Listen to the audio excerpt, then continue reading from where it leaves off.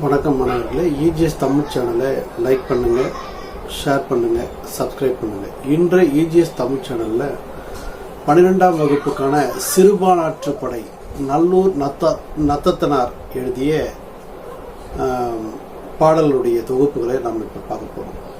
சிறுபான் ஆற்றுப்படை, சிறுபாணருடைய ஆற்றுப்படை, சிறுபாணர்கள் ஆற்றுப்படுத்தக்கூடிய ஒரு பாடல். சிறுபான்ஆற்றுப்படையை இயற்றியவர் நல்லூர் நத்தத்தனார் அப்படின்னு சொன்னேன். இந்நூல் 10 பாட்டு நூல்களில் ஒன்று. 10 பாட்டு நூல்களில் ஒன்று சிறுபான் ஆற்றுப்படை. ஒய்மா நாட்டு மன்னர் நல்லியக்கோடனை பாட்டுடை தலைவனாக கொண்டு 269 அடிகளால் எழுதப்பட்ட நூல் தான் இந்த சிறுபான் ஆற்றுப்படை. ஓய்மா நாட்டு மன்னன் நல்லியக்கோடனை பாட்டுடை தலைவனாக கொண்டு, இப்ப கம்பராமாயணத்தை எப்படி ராமனை பாட்டுடை தலைவனாக கொண்டு எழுதப்பட்டதோ அது போல இந்த ஓய்மா நாட்டு மன்னன் நல்லியக்கோடனை பாட்டுடை தலைவனாக கொண்டு 269 அடிகளால் எழுதப்பட்ட நூல் தான் இந்த சிறுபான் ஆற்றுப்படை.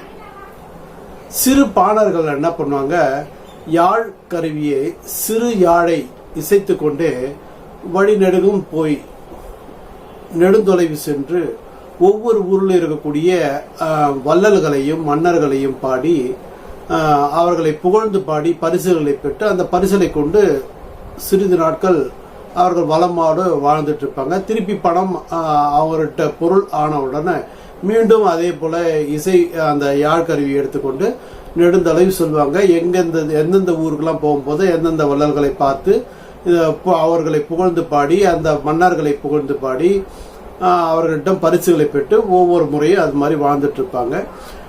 ஏற்கனவே பரிசு பெற்ற ஒரு பாணன் எதிர் வரக்கூடிய பரிசுகளை வேண்டி எனக்கு எங்கேயாச்சும் பரிசு கிடைக்குமா அப்படின்னு தேடிட்டு வரக்கூடிய ஒரு பாணனை ஆற்றுப்படுத்துதல் தான் சிறுபான் ஆற்றுப்படை. நான் இந்த ஊருக்கு போயிட்டு இந்த வள்ளல்கிட்ட பரிசு பெற்றேன், அதே போல நீயும் பாட்டு பாடி இந்த ஊருக்கு சென்றால் இந்த மன்னனை புகழ்ந்து பாடி நீ பரிசுகளை பெற்றுக்கொள்ளலாம் அப்படின்னு ஆற்றுப்படுத்துதல் வழிபடுத்துதல், வழிகாட்டுதல். இந்த ஊருக்கு செல், இந்த மன்னனை பாரு, இந்த மன்னன்கிட்ட போயிட்டு பாடல் பாடி நீ பரிசுகளை பெற்றுக்கொள். அது போல ஆற்றுப்படுத்துதல். இப்ப பரிசு பெற்ற பாணன் ஒருவன் தான் வழியில் கண்ட மற்றொரு பாணனை அந்த அரசனிடம் ஆற்றுப்படுத்துவதாக இது அமைந்துள்ளது. எந்த அரசன்னா நல்லியக்கோடன்ற அரசனை கிட்ட ஆற்றுப்படுத்துவதாக இந்த பாடலானது இருக்கு. வள்ளல்களாக கருதப்பட்ட குறுநில மன்னர்கள் தான் கடை 7 வள்ளல்கள் அப்படின்னு சொல்லிட்டு நாம சொல்றோம். கடை 7 வள்ளல்கள். இந்த சிறுபாணனுடைய பயணம் எப்படி எங்கிருந்து தொடங்குது அப்படின்னா, நல்லூர்ல பயணத்தை தொடங்கிய இடம். நல்லூர்ல பயணத்தை தொடங்கி 8 கல் தூரம் போன பிறகு எயிர்பட்டணம், அதாவது மரக்காணம் என்னக்கூடிய ஒரு ஊரை அடைகிறாங்க. அங்க கொஞ்ச நாள் இருந்து பாடி அங்கிருந்து ஒரு 12 கல் தூரம் போய் வேலூர், அதாவது உப்பு வேலூர் என்று இப்ப சொல்றாங்க, அந்த வேலூருக்கு போயிட்டு அங்க கொஞ்ச நாள் பாடுறாங்க. அதுக்கப்புறம் 11 கல் தொலைவு போயிட்டு ஆமூர், இன்னைக்கு நல்லாமூர் அப்படின்னு அந்த ஊர் பேர் சொல்றாங்க, அந்த ஊருக்கு போயிட்டு அறையிறாங்க. அங்கிருந்து 6 கல் தொலைவி போனா கிடங்கில், அதாவது திண்டிவனம் எனக்கூடிய ஒரு ஊரை அடைஞ்சிருக்கிறாங்க. சிறுபாணனுடைய பயணம் முடிந்த இடம் இந்த திண்டிவனம் தான். சிறுபாணருடைய பயணம் முடிந்த இடம் திண்டிவனம். அதாவது நல்லூர்ல பயணத்தை ஆரம்பிச்சு திண்டிவனத்துல அந்த கிடங்கில் எனக்கூடிய ஒரு ஊருக்கு அந்த பயணத்தை முடிக்கிறாங்க. இந்த சிறுபாணன் பயணம் முடிந்த இடம் மா ராசமாணிக்கனார் அப்படின்றவர் 10 பாட்டு ஆராய்ச்சியாளர். இவர் இந்த மாதிரி ஊர்களுடைய பெயரை அங்கிருந்து எத்தனை கிலோமீட்டர், அங்கிருந்து எத்தனை கல் தூரம் அப்படின்னு வரையறுத்து கரெக்டா நம்ம பாடப்புத்தகத்துல தந்திருக்கிறாரு. கடை 7 வள்ளல்களும் ஆண்ட நாடுகளும் அப்படின்னு ஒரு தலைப்பு.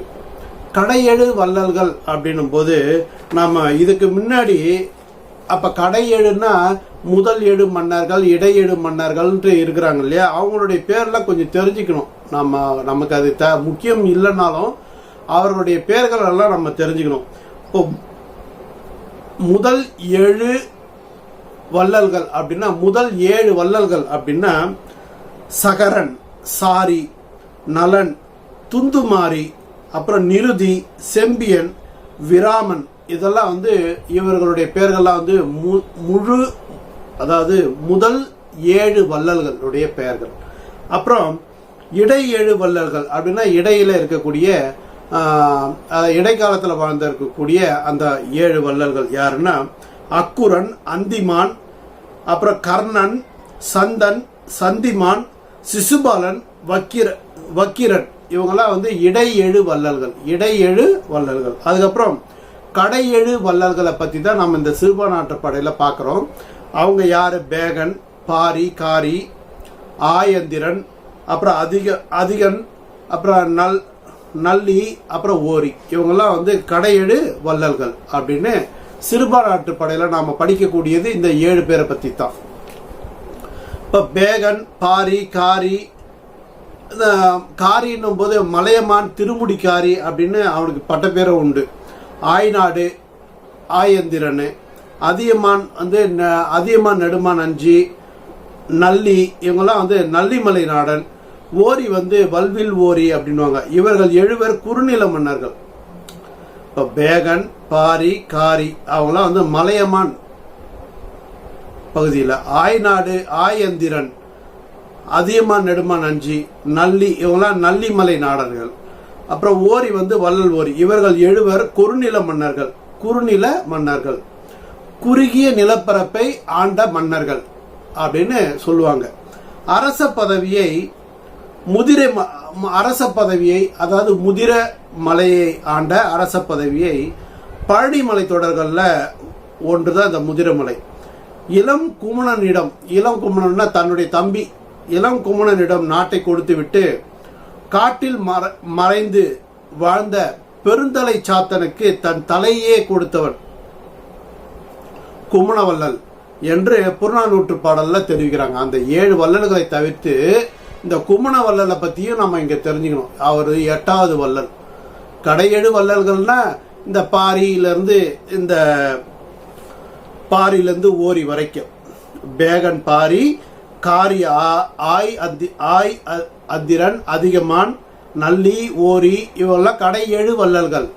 அது இல்லாம இன்னொரு வள்ளல் ஒருத்தர் இருக்கிறான் இந்த 7 பேரையும் தவிர்த்து. யாருன்னா குமணன் வள்ளல். தன்னுடைய தம்பிக்கிட்டேயே நாட்டை கொடுத்து பெருந்தலை சாத்தனுக்கு தன் தலையே கொடுத்தவன், தமிழுக்காக தன் தலையே கொடுத்தவன் அவன் குமணவல்லல் என்று புறநானூற்று பாடல் வந்து தெரிவிக்குது. 158வது பாடல், 164வது பாடல், 165வது பாடல்கள் இவனை பற்றி, குமணவல்லலை பற்றி பாடுது. சரியா? குறிப்புகள்லாம் இருக்கு இவனை பற்றி. அதுக்கப்புறம் பேகனினுடைய ஊரான ஆவின்குடினா பழனி மலையே சொல்லுவாங்க. என்ற பழனி மலையை தான் ஆவினன்குடி அப்படின்னு சொல்லுவாங்க. பழனி மலையும் அதனை சுற்றியுள்ள மலைப்பகுதியும் வந்து பேகனுடைய நாடு. அப்புறம் பாரியினுடைய நாடுன்னா பரம்பு மலை. பாரியினுடைய நாடு எது? பரம்பு மலை. பேகனுடைய நாடு வந்து அந்த பழனி மலை. பாரியின் நாடு பரம்பு மலையும் அதனை சுற்றியுள்ள 300 ஊர்களும். சரியா? ஒரு சின்ன குறு நிலப்பரப்பு தான். பரம்பு மலையே பிரம்பு மலைன்னு இப்ப வழக்கத்துல சொல்றாங்க. தற்போது பிரான் மலை என்றும் அழைக்கப்படுது. இம்மலை சிவகங்கை மாவட்டத்துல திருப்பத்தூர் வட்டத்துல சிங்கம்புணரிக்கு அருகில இருக்கு. சிங்கம்புணரி சொல்லக்கூடிய அந்த ஊருக்கு அருகில இருக்கு. அதுக்கப்புறம் காரியின் நாடு மலையமான் திருமுடிக்காரி அப்படின்னு அவனை சிறப்பித்து சொல்றது. மலையமான் நாடு என்பது மருவி மலாடு என்று இப்ப வழக்கத்துல இருக்கு. இது விழுப்புரம் மாவட்டத்துல தென்பெண்ணை ஆற்றங்கரையில் அமைந்துள்ள திருக்கோவிலூரும் அதனை சூழ்ந்துள்ள பகுதியில் தான் வந்து இந்த மலாடு என்று சொல்ல இன்றைக்கு வழக்கத்தில் இருக்கக்கூடிய அந்த மலையமான் நாடு. அப்புறம் ஆய் நாடு அப்படின்னா ஆயந்திரன் ஆண்ட நாடு. புதிய மலை எனப்படும்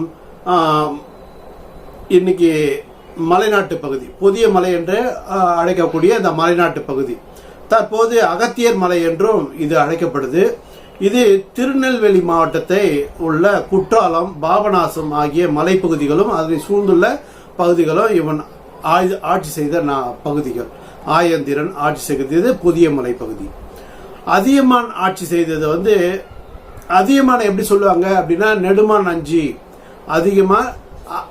அதியமான் நெடுமான் அஞ்சி அப்படின்வாங்க. தகடூர் என்று அழைக்கப்படுகின்ற தர்மபுரியை தலைநகராக கொண்டு விளங்கிய பகுதி தான் இப்பகுதியில் உள்ள பூரிக்கல் மலைப்பகுதியில் இருந்து பறித்து வந்த நெல்லிக்கனியை தான் அவைக்கு அதியமான் கொடுத்ததாக வரலாற்று செய்தி. அதியமான் நாடு என்பது தகடூர். இது தர்மபுரியை தலைநகராக கொண்டு விளங்கிய ஒரு பகுதி. இந்த பகுதியில் பூரிக்கல் மலைப்பகுதியில் இருந்து எடுக்கப்பட்ட நெல்லிக்கனியை தான் அவைக்கு இந்த அதியமான் வந்து பரிசா தந்திருக்கான். அது வந்து ஒரு புறநானூற்று செய்தி. நல்லியன் நாடு, இது வந்து நல்லிமலை நாடன் அப்படின்னு அவனை சொல்லுவாங்க. நெடுங்கோடு மலைமுகடு என்று அழைக்கப்படுகின்ற பகுதி தான் தற்போது உதகமண்டலம், அதாவது ஊட்டியை தான் இந்த நல்லியன் நாடு அப்படின்னு அந்த நாளில் அழைச்சிருக்கிறாங்க.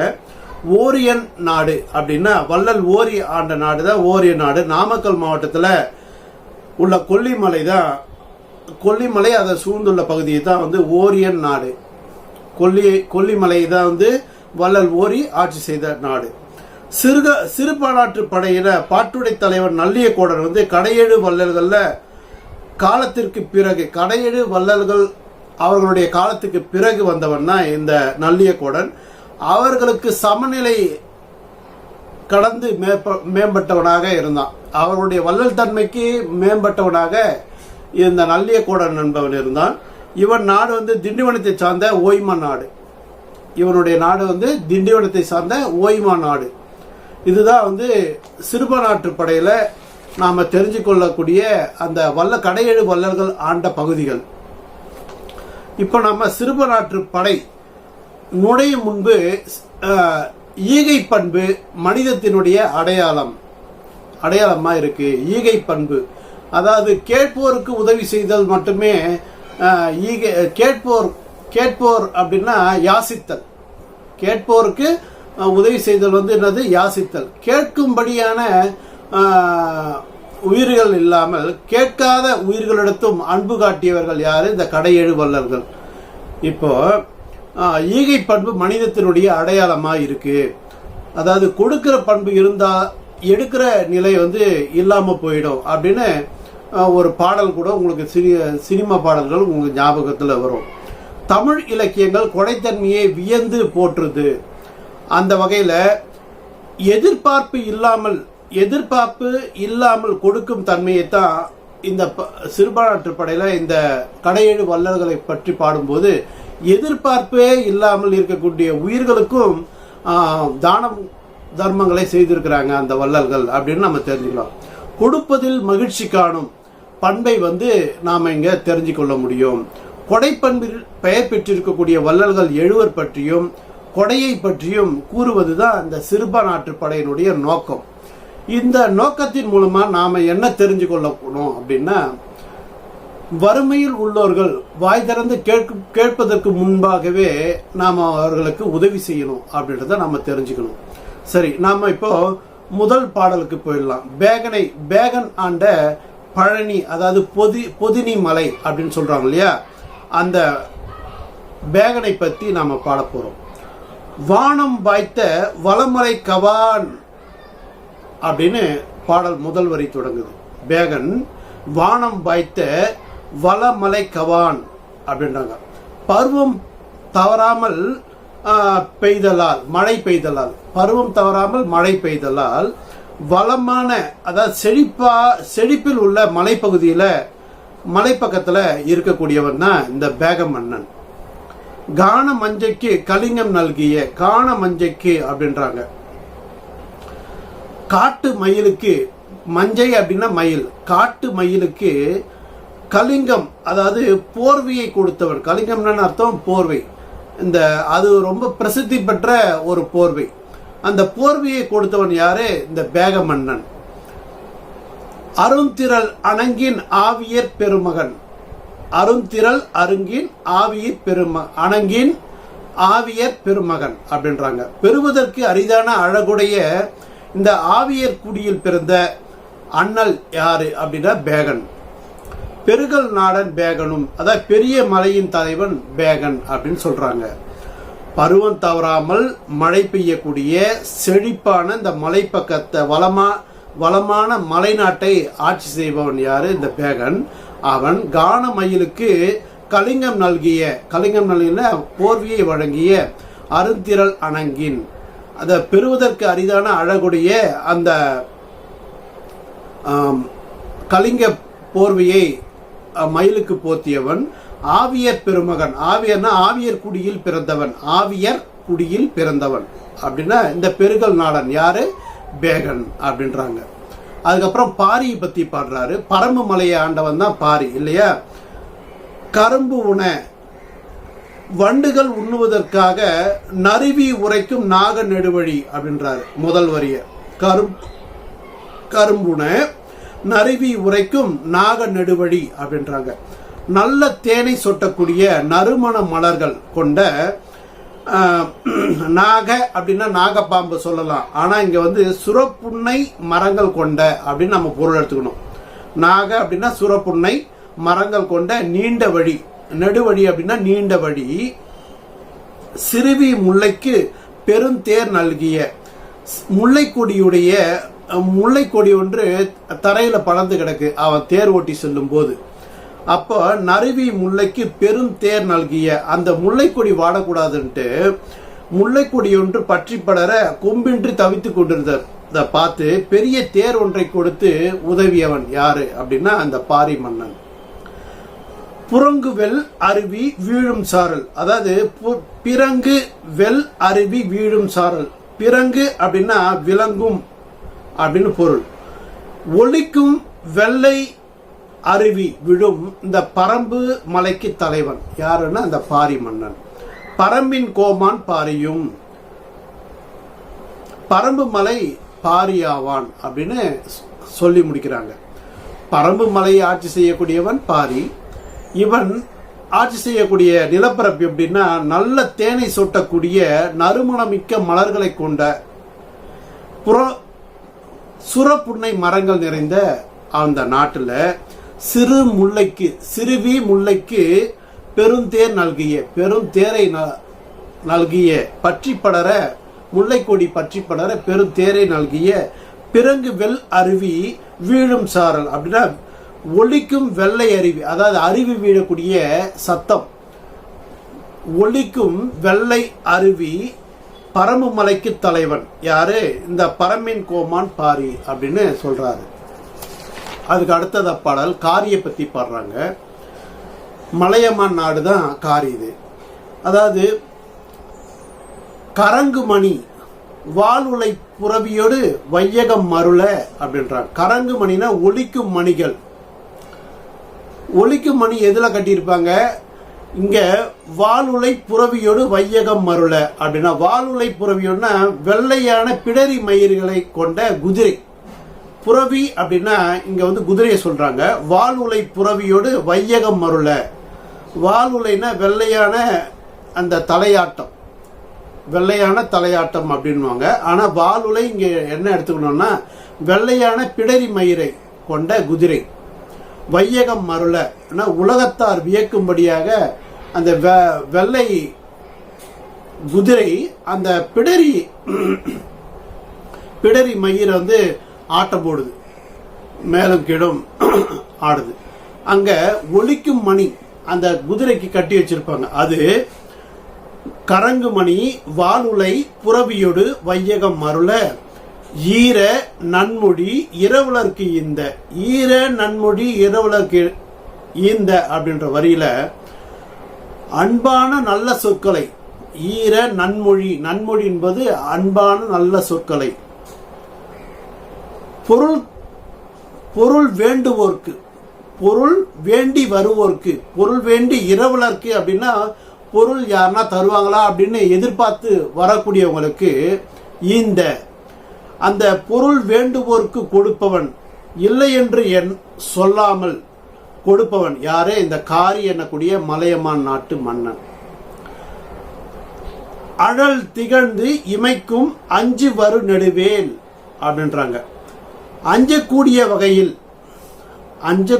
வகையில் இமைக்கும்னா மின்னும் அப்படின்னு அர்த்தம். நெருப்பை போல் சுடர் விடுகின்ற நீண்ட வேலினை உடையவன் யாரு? நெடுவேலை கொண்டவன். அச்சம் உண்டாக்கும்படி, எதிரிக்கு அச்சம் உண்டாக்கும்படி நெடுவேலை கொண்டவன் யாரு? இந்த காரி என்னக்கூடிய மன்னன். அஞ்சக்கூடிய வகையில் அழல் திகழ்ந்து அப்படின்னா சினம் சிறந்து விளங்கக்கூடிய, அதாவது சிவந்து சினத்தால் சிவக்கக்கூடிய வகையில இமைக்கும் அஞ்சுவரு நடுவேல் அப்படின்றாங்க. அஞ்சக்கூடிய வகையில நெருப்பை போல் சுடரை விடுகின்ற நீண்ட வேலினை உடையவன் யாருன்னா இந்த காரி எனக்கூடிய இந்த மலையமான் நாட்டு மன்னன். கடல் தொடி தடக்கை காரியும் வீரக்கடலையும் தோல் வலிமையும் கொண்டவன் யாரு? இந்த காரி எனக்கூடிய மன்னன். கடல் தொடி தடக்கை காரியும் அப்படின்ற கூடிய வரையில இங்க கடல் தொடி தடக்கை அப்படின்னா வீரக்கடல்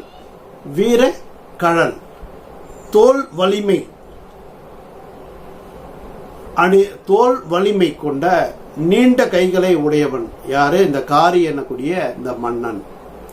அதுக்கப்புறம் ஆய் அந்திரன் புதிய மலையை ஆண்டவன். அவனை பத்தி பாடும்போது நிழல் திகழ் நீலம் நாகம் நல்கிய கலிங்கம். நீலமணி பாம்பு கொடுத்த ஆடை தான் அந்த கலிங்கம். ஆலமர செல்வர்க்கு அமந்தனன் தொடுத்த. ஆலமர செல்வர்க்கு அப்படின்னா இங்க சிவனுக்கு தந்தது தான் அந்த கலிங்கம். இந்த ஆலமரத்தின் கீழ் அமர்ந்திருக்கும் சிவபெருமான் விருப்பத்துடன் கொடுத்த. சிவபெருமான் விருப்பத்துடன் யாருக்கு தராரு? ஆயந்திரனுக்கு தராரு. கொடுத்த சாவல் தங்கிய சாந்து புலத்தினி தோல் அப்படின்றாங்க. வில்லினை தாங்கிய சந்தனம் உலர்ந்த உறுதியான தோள்களை கொண்டவன் யாரு? ஆர்வ நன்மொழி ஆயும். ஆர்வமூட்டும் நல்ல சொற்களை ஆய்ந்து கூறுபவன் யாருன்னா இந்த ஆய் அந்திரன் அப்படின்னக்கூடிய இந்த மன்னன். ஒளியுடன் விளங்கும் நீலம் நாகம் நல்கிய கலிங்கம், அதாவது பாம்பு கொடுத்த ஆடை. ஆலமரத்தின் கீழே அமர்ந்திருக்கக்கூடிய ஆலமர செல்வருக்கு அமர்ந்தனன் கொடுத்த. சாவில் தங்கிய சாந்து புலத்தினி தோல் ஆர்வ நன்மொழி ஆயும் அப்படின்றார். நீலமணி பாம்பு கொடுத்த ஆடை. நீலமணி பாம்பு கொடுத்த ஆடை. ஆலமரத்தின் கீழே அமர்ந்திருக்கக்கூடிய இந்த சிவபெருமான் வில்லினை தாங்கிய சந்தனம் உலர்ந்த உறுதியான தோள்களை கொண்டவன் யாரு? இந்த ஆய் அந்திரன். ஆர்வமூட்டும் நல்ல சொற்களை ஆய்ந்து கூறுபவன் அப்படின்னு ஆயந்திரனுடைய பெருமைகளை சொல்றார்.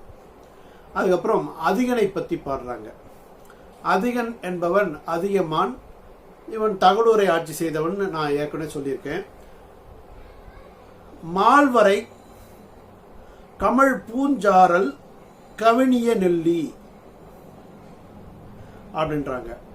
உயர்ந்த பெருமையை உடைய மலை. மால்வரை அப்படின்னா உயர்ந்த பெருமையை உடைய மலை. கமல் பூஞ்சாரல் கவினிய நெல்லி அப்படின்னா நறுமணம் கமலும் பூக்களை உடைய மலைச்சரிவு. அழகான நெல்லிக்காய். அமிழ்து விளை தீங்கனி அவ்வைக்கு இந்த. அமிர்தமாகிய விளைந்த நெல்லிக்கனியை அவ்வைக்கு கொடுத்தவன். உறவு சினம் கனலும் ஒளித்திகழ் நெடுவேல் அப்படின்றாங்க. வலிமையுடைய சினம் பொருந்திய ஒளியுடன் விளங்கும் பெரிய வேல் உடையவனாகிய இந்த அதிகன் எனக்கூடிய இந்த அதிகமான். அரவ கடல்தானை அதிகனும் அப்படின்னாங்க. அடையடல் போன்று ஒலிக்கும் படையினை உடையவன் யாரே? இந்த அதியமான். உயர்ந்த பெருமைகளை உடைய மலைச்சரிவு. அங்க நறுமணம் கமழும் பூக்கள் அந்த மலைச்சரிவுல பூத்திருக்கு. அழகான நெல்லிக்கனியும் அங்க விளைஞ்சிருக்கு. அங்க அமிழ்தினும் இனிய அந்த நெல்லிக்கனியை அவ்வைக்கு ஈந்தவன் யாரே? அந்த அதியமான். உறவு சினம் கனலும் ஒளித்திகழ் நெடுவேல். வலிமையுடைய சினம் பொருந்திய ஒளியுடன் விளங்கக்கூடிய இந்த பெரிய வேலினை கையில் தாங்கியவன். அரவ கடல்தானை அதிகனும் அலைகடல் போன்று ஒலிக்கும் படை, பெரும் படையை கொண்டவன், பெரும் படை வீரர்களை கொண்டவன் அப்படின்னு அதிகனை பற்றி இங்க பாராட்டி சொல்றாங்க. அதுக்கு போல நல்லி எனக்கூடிய நல்லியக்கோடன், நல்லி மலையை ஆண்டவன்.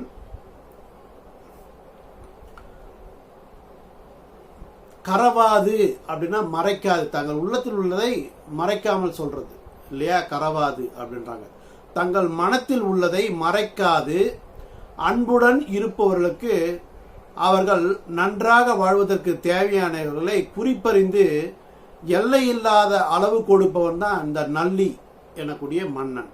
நல்லி மலையை ஆட்சி செய்தவன். கரவாது எனக்கூடிய ஒரு வார்த்தைக்கு இவ்வளவு நீண்ட பொருள். நட்டோர் உவப்ப நடைபரிகாரம். நண்பர்கள் மகிழும்படி இடையூறுகள் நீங்கி வாழ்வதற்கு, வாழ்க்கையில் இடையூறுகள் இருக்கும்போது வாழ்வதற்கு பல சிரமங்கள் நாம் எதிர்கொள்ள வேண்டியிருக்கு. அந்த இடையூறுகள் நீங்கி வாழ்வதற்கு முட்டாது கொடுத்த, முட்டாதுன்னா எல்லை இல்லாது கொடுப்பவன். முனை விலங்கு தடக்கை, போரில் வெற்றி பெற்ற பெரிய கைகளை உடையவன். முனை விலங்கு தடக்கை, போரில் வெற்றி பெற்ற பெரிய கைகளை உடையவன். துளி மழை பொழியும், மழை துளி பெய்யக்கூடிய வலி துஞ்சி நெடுங்கோட்டு அப்படின்னாங்க. காற்று தங்கும் உயர்ந்த சிகரங்களை உடைய அந்த மலையில் நல்லிமலை நாடன் நல்லியும். அடர்ந்த மலைகளுடைய நாட்டிற்கு இந்த தலைவன் தான் இந்த நல்லிய என்னக்கூடிய இந்த மன்னன். நல்லி என்னக்கூடிய இந்த மன்னன். நண்பர்கள் மகிழும்படி, அதாவது இறப்பார்கள், இறந்து கேட்பார்களை தன்னுடைய நண்பர்களாகவே பாவித்து அவர்கள் மனம் மகிழும்படி அவர்களுக்கு வாழ்க்கைக்கு தேவையான அளவுக்கு மேற்பட்டு பொருளை வாரி வழங்குபவன், எல்லை இல்லாது கொடுப்பவன். அதாவது தான் அதை சொல்றதுதான் இங்க முட்டாது கொடுத்த முனைவிலங்கு தடக்கை அப்படின்றார். எல்லையில்லாது கொடுப்பவன், போரில் வெற்றி பெற்ற பெரிய கைகளை உடையவன். துளி மழை பொழியும் வலி துஞ்சி நெடுங்கோட்டு அப்படின்னா மழை துளி பெய்யக்கூடிய காற்று தங்கும் உயர்ந்த சிகரங்களை உடையவன். காற்று தங்கி அந்த மலையில அதிகமான மழைகளை பெய்ய வைக்கக்கூடிய பெரிய மலை யாருதுன்னா இந்த நல்லி மலை. நல்லி மலை ஆட்சி செய்ய, நல்லி எனக்கூடிய மன்னன் ஆட்சி செய்யக்கூடிய அந்த மலை நாடு நல்லி மலை நாடன் தான் இந்த நல்லி எனக்கூடிய மன்னன். அதுக்கப்புறம் ஓரி, கொல்லிமலையை ஆட்சி செய்தவன் தான் ஓரி. ஓரியை கொன்று அவனது கொல்லிமலையை சேர மன்னனுக்கு பரிசாக காரி கொடுத்தான் என்பது அகநானூற்று பாடல் வழி அறியக்கூடிய ஒரு செய்தி. நாம் அதை தெரிஞ்சு வச்சுக்கிட்டு, ஓரி அப்படின்னா அந்த மன்னன் கொல்லிமலையை ஆட்சி செய்தவன். நலிசினை நரும்போது நஞ்சலிய நாகுமுதிர் நாகத்து குறும்புரை நன்னார்க்கு கோடியர்க்கு இந்த காரி குதிரை காரியோடு மலைந்த ஓரி குதிரை ஓரியும் அப்படின்னு இங்க சொல்றாரு. என்ன சொல்றாங்க அப்படின்னா, நலிசினி அப்படின்னா அடர்ந்த மரத்தின் கிளைகள், அடர்ந்த மரத்தின் கிளைகள். நரும்போது நல்கிய நஞ்சலிய, நரும்போது நஞ்சலிய அப்படின்னா நறுமண மலர்கள், நெருங்கிய நறுமண மலர்கள். நாகு முதிர் நாகத்து, அதாவது இளமை முதிர்ந்த சுரப்புண்ண மரங்களை. நாகுன்னா இளமை, நாகு முதிர்னா இளமை முதிர்ந்த சுரப்புண்ண நாகத்து அப்படின்னா இங்க சுரப்புண்ணை மரங்களையும். குறும்பொறை நன்னாடு, குறும்பொறை நன்னாடு சிறிய மலைகளையும் உடைய நிலங்களை. கோடியர்க்கு இந்த அப்படின்னா கூத்தாடுபவர்களுக்கு தானமா கொடுத்தான். கூத்தாடுபவர்களுக்கு கொடுத்தவன் தான் இந்த ஓரி எனக்கூடிய இந்த மன்னன். காரி குதிரை காரியோடு மலைத்த, காரி என்னும் பெயருடைய குதிரையே உடையவன் யாரு? இந்த ஓரி.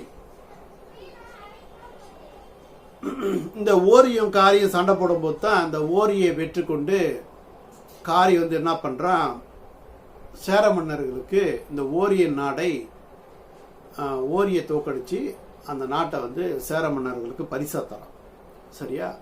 அந்த அந்த காரியை வந்து என்ன பண்றான், அவனை இகழ்வதற்காகவே காரி என்ற பெயர் கொண்ட ஒரு குதிரையை வைத்திருக்கிறான். எதிரியினுடைய மன்னனுடைய பெயரையே தன்னுடைய குதிரைக்கு வைத்திருக்கிறான்.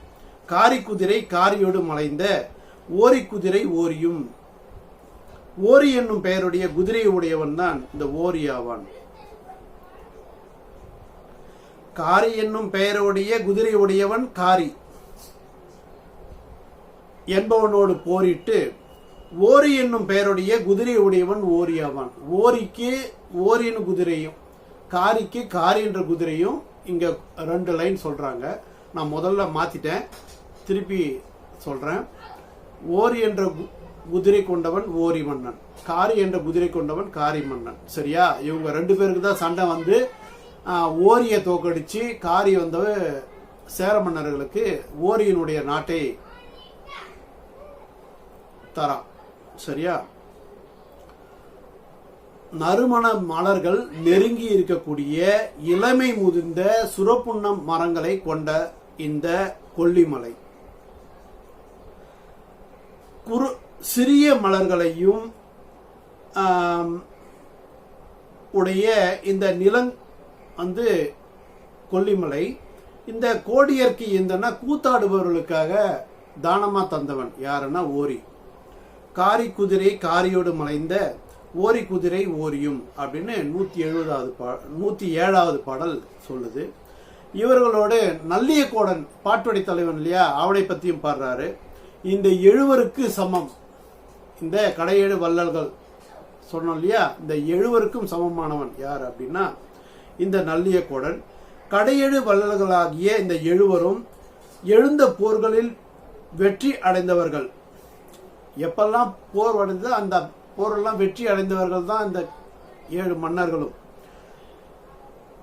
ஆன அங்கு 7 சமம் கடந்து 7 உரள் திணித்தோல் அப்படின்றாங்க. கடையேழு வள்ளல்களாகிய 7 எழுந்த போர்களில் வெற்றி அடைந்தவர்கள், கணையமரம் போன்ற திண்மையான தோள்களை உடையவர்கள். 7 உரள் திணித்தோல் அப்படின்ற கூடிய வார்த்தைக்கு கணையமரம் போன்ற திணித்தோல்னா திண்மையான தோள்களை உடையவர்கள். 7 பூண்ட ஈகை சென்னுகம். அந்த 7 பேரும் மேற்கொண்ட ஈகை என்னும் பாரத்தை, ஈகை என்னக்கூடிய பாரத்தை, விரிகடல் வேலி வியலகம் விளங்க, பரந்த கடலை வேலியாக கொண்ட அகன்ற உலகம் தழைக்க, ஒருதான் தாங்கிய உருணுடை நோன்தாள் அப்படின்னாங்க. ஒருவனே தானே பொறுத்து வலிமையுடைய முயற்சியுடைய இந்த நல்லியக்கோடன் ஆவான். இங்க சொல்லு வந்து இணையல அப்படின்றாங்க. என்ன ஏன் இணையல அப்படின்னா, இப்போ கடையேழு வள்ளல்கள் அந்த 7 பேர் இருந்தாங்க இல்லையா, அவங்க தூக்கி சுமந்த அந்த ஈகை என்னும் பாரத்தை அவர்கள் காலத்துக்கு பிறகு ஆண்ட நல்லியக்கோடன் என்ற மன்னன் தான் ஒருவனே அந்த 7 பேர் செய்த ஈகை திறத்தை செய்தான் அப்படின்னு சொல்லி முடிக்கிறார். இதான் நல்லியக்கோடனை பற்றிய ஒரு சிறப்பு. இப்போ இந்த பகுதியில் வரக்கூடிய சிறுபான்ஆற்றுப்படையில் வரக்கூடிய இலக்கண குறிப்பு, வாய்த்த, கொடுத்த, ஈந்த, உவப்ப இதெல்லாம் வந்து பெயர் எச்சங்கள். கவான் இது வந்து செய்யுள் இசை அளபடை. தடக்கை உரிச்சொல் தொடர். நீளம் ஆகுபெயர். கடல் தானை அப்படின்னா ஓமை தொகை. மலைதல் அப்படின்னா தல் எனக்கூடிய தொழிற்பெயர் விகுதி, தொழிற்பெயர். வளமலை, அரவக்கடல் இதெல்லாம் வந்து 2ஆம் வேற்றுமை உருவும் பயனும் உடன் தொகை. பெருமகன், பெருங்கடல், பெருந்தேர், குறும்பொறை இதெல்லாம் வந்து பண்பு தொகையில வரக்கூடியது.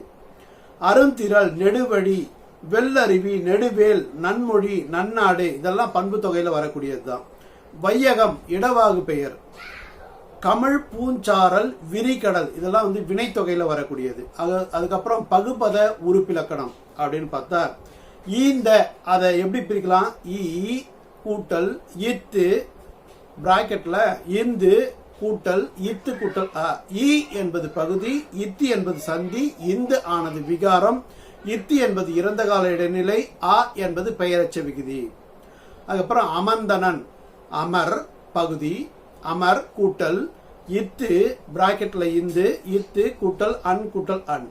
அமர் என்பது பகுதி, இத்தி என்பது சந்தி, இந்தி என்பது விகாரம், இத்தி என்பது இறந்த கால இடைநிலை, அன் என்பது சாரியை, அன் என்பது ஆண்பால் வினைமுற்று விகுதி.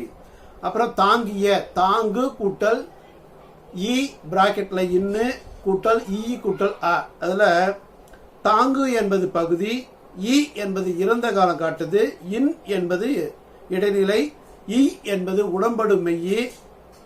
உடம்படுமை சந்தி, அ என்பது பெயரச்ச விகுதி. அப்புறம் கொடுத்த கொடு கூட்டல் இத்து கூட்டல் அ. கொடு என்பது பகுதி, இத்து என்பது சந்தி, இத்து என்பது இறந்த கால இடைநிலை, அ என்பது பெயரச்ச விகுதி.